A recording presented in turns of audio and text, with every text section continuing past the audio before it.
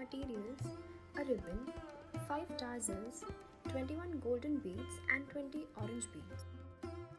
Take all 5 tassels and put them through the golden beads. Take the string, it has been glued at the ends. Start with an orange bead.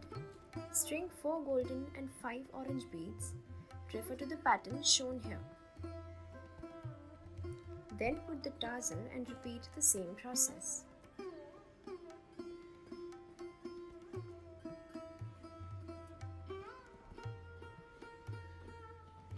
And after the beading is done, put one tassel on both the ends.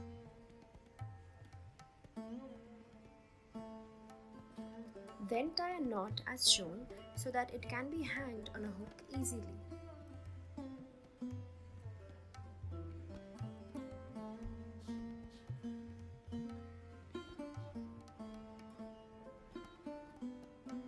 Just like this. Toran making kit is also available. Kids can make their own toran. Order now. Details in the description. Like, share and subscribe to our YouTube channel for more such easy activities for children.